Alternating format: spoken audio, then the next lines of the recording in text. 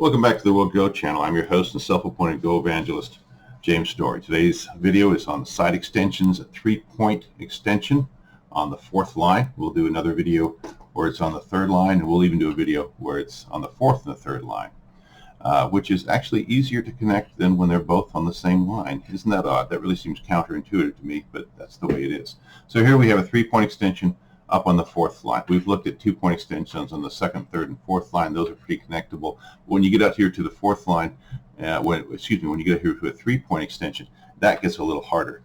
Little business here first. Please subscribe if you like what you see at the end of the video. Give me the thumbs up, please. Facebook, you can find us there, and you can contact us at the worldgochannel@gmail.com. We have a number of playlists.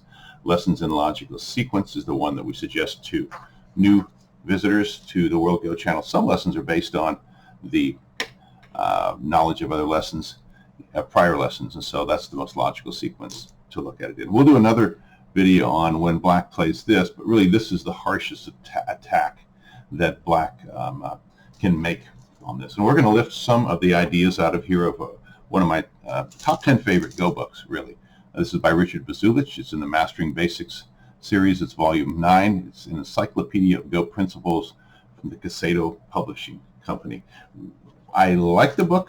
It has like about 100 different Go principles in it that are nicely explained. One of the problems I have with books, though, is that they don't go through all the variations that you can go through in a video, because they just, then the book would be like 5 times as big and cost 5 times as much, and then people wouldn't buy it. So that's one of the reasons I kind of like videos a little better. So anyway, this is the harshest attack on black, and then white has to decide, do they want to end up with stones here underneath and let black out the top, or do they want to end up with stones here on top and let black out the bottom?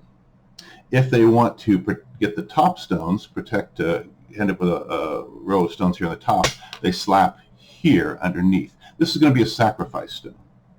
All right, so white's going to say, you can have that, but then I'm going to cap you in and keep you from getting out. If they want their stones underneath and let black out in the middle, they're going to slap here and use this as a sacrifice stone. So we'll look at it first this way, right here. So white plays there. Black is going to hane. Black can't play passively. They just can't do this. This just, this just makes it too easy for white, all in all. What does black do? That ladder, right?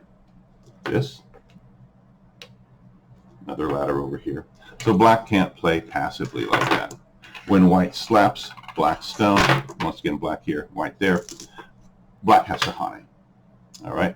If white tries to save this stone and extend out, then black is going to connect here and really cut this stone off, aren't they? So that's not what white wanted to do. White wants to connect. So when black hanes, white cuts.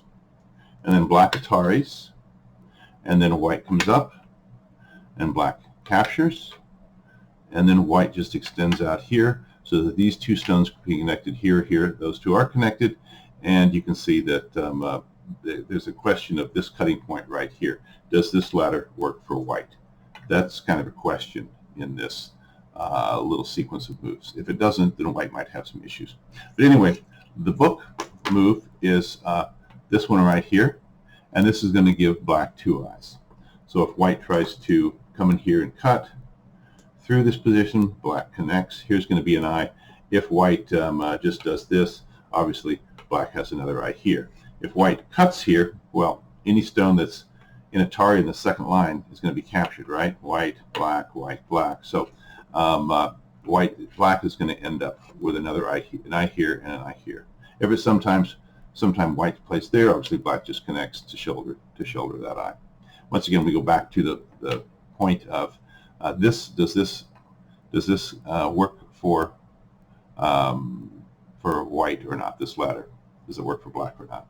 Obviously, white playing there loses liberties, so that is not the move they want to do, because when black cuts here, they want to be able to Atari the stone from this side and ladder that stone.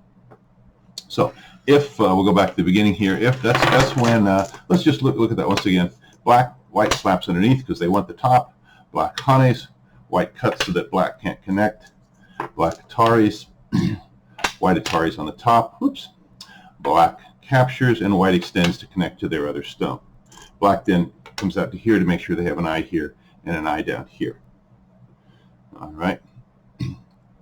So that's how it kind of ends up there. Overall, all of the things being equal, well, nothing occurs in a vacuum on the Go board but the first move, right? But all of the things being equal, this is better for Black than for White. Black gets more territory, or they really take a lot of territory away from White, and they get more territory than really White's wall, the value of White's wall and its projection into the center. Once again, nothing happens in a vacuum. If White has, this whole center surrounded and all they needed to do is create a wall right here to surround a big chunk of territory, well, then yeah, this really worked out well for White. But at the beginning of the game, most experts would say this is better for Black than for White. So let's see what happens when White instead slaps on the top. It's kind of like the same formation. We're just flipping it over from this side to this side, right? So Black plays one of these. White cuts so that Black cannot connect.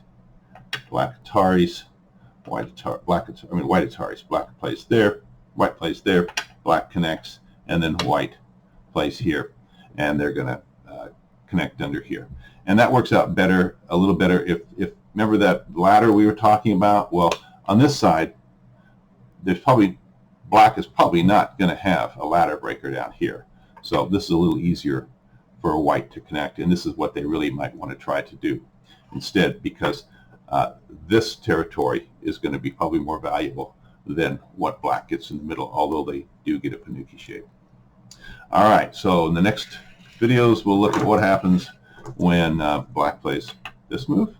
We'll also look at when they're both both these stones are on the third line, what does White choose to do then? And then another video, this is one I've wanted to do for a long time, is this 3-point nice jump when White has a stone on the fourth and the third, and how those are connected with, and or not. And this usually happens in like kind of high handicap games. Let's say it's like this: White plays here, Black slinks away over there, White plays here, Black goes to there, and now White plays here. Notice you have a 3-point jump on this side and a 3-point jump on this side. So this is a video that I've wanted to do for a long time. So we'll get to that soon. Thanks again for watching the Will Go channel. We'll see you next time. Goodbye.